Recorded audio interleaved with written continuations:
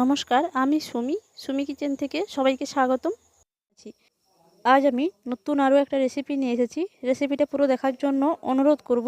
যদি ভালো লাগে লাইক কমেন্ট শেয়ার করে দেবেন। তো আজ আমি নাস্তার রেসিপিটা বানাবো। তার জন্য আমি এখানে পিস পাউরুটি নিয়েছি, 8 পিস পাউরুটি নিয়েছি, আর 3টে বড় সাইজের আলু সিদ্ধ করে নিয়েছি।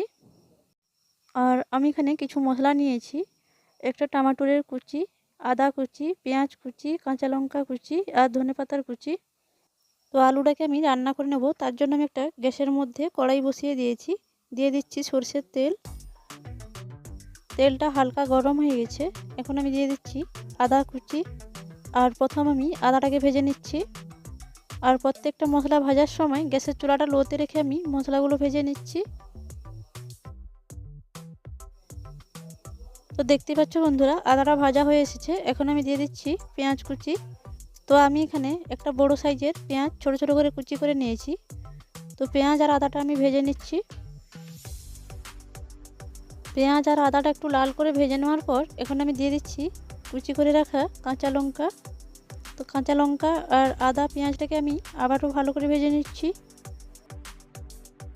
কাঁচা লঙ্কাটা দেওয়ার পর কিছুক্ষণ আমি ভেজে নেওয়ার পর দিয়ে দিলাম টমেটোর কুচি। তো এখানে আমি ছোট একটা টমেটো কুচি করে নিয়েছিলাম। টমেটোটাকে একটু ভেজে নেওয়ার পর দিয়ে দিচ্ছি ধনে পাউডার আর দিয়ে দিচ্ছি চাট মশলা। তো সবগুলো মশলা আমি চা চামচের হাফ চামচ করে দিয়ে দিচ্ছি। আর দিয়ে দিলাম মিক্সচার মশলা আর সামান্য একটু হলুদ। তো সব কিছু দেওয়ার পর ভালো করে আমি নেড়ে চেড়ে মিশিয়ে নিলাম। এখন আমি দিয়ে দিলাম আলুটা। দেওয়ার পর সব কিছুকে ভালো করে আমি মশলার সঙ্গে মিশিয়ে নিচ্ছি। আলুটাকে মশলার সঙ্গে ভালো করে মিশিয়ে নেওয়ার পর এখন আমি দিয়ে দিচ্ছি ধনেপাতার কুচি। তো ধনেপাতার কুচিটা দেওয়ার পর ভালো করে আলুটাকে নেড়ে চেড়ে আমি ঠান্ডা করে নেব। আলুটা এখন তৈরি হয়ে গেছে। এখন আমি নামিয়ে নিচ্ছি আলুটাকে।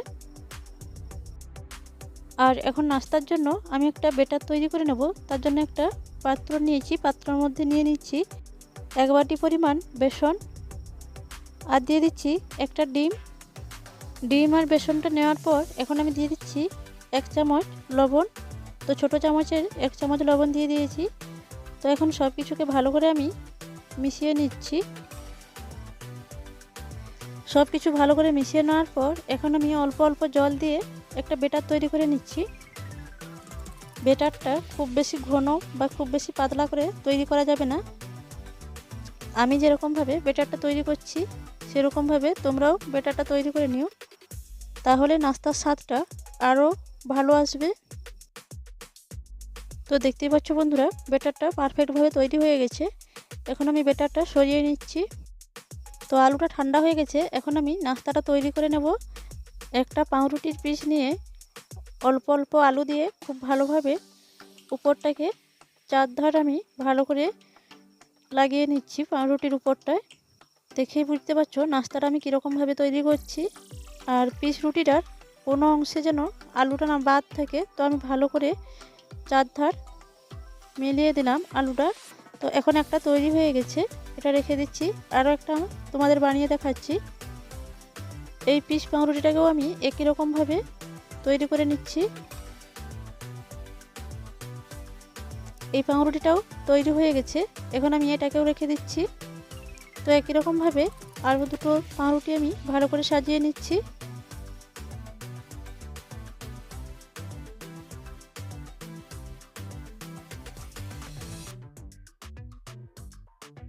তো দেখতে পাচ্ছ বন্ধুরা, 3টে পাউরুটি আমার ভালোভাবে বানানো হয়ে গেছে। লাস্টটা এখন আমি বানিয়ে নিচ্ছি। সবগুলো নাস্তা আমি বানিয়ে নিয়েছি। এখন আমি ব্যাটারটা নিয়ে নিয়েছি। তো ব্যাটারের মধ্যে একটা নাস্তা নিয়ে ভালো করে চারপাশ ব্যাটারটাকে ভালো করে লাগিয়ে নেওয়ার পর 2 পিঠ ভালো করে উল্টিয়ে ব্যাটারটা লাগিয়ে নিয়েছি। এখন একটা গ্যাসের মধ্যে প্যান বসিয়ে দিয়েছি। আর এর মধ্যে আমি নাস্তাগুলো ভেজে নেব। এখানে দিয়ে দিলাম সরষের তেল। তো তেলটা ভালো করে প্যানের চারধার ভালো করে ছড়িয়ে দিলাম। তো এখন আমি একটা একটা নাস্তা প্যানের মধ্যে দিয়ে দিচ্ছি। তো এখানে আমার প্যানটা বড় থাকার জন্য সবগুলো নাস্তা আমি একবারেই ভেজে নেব।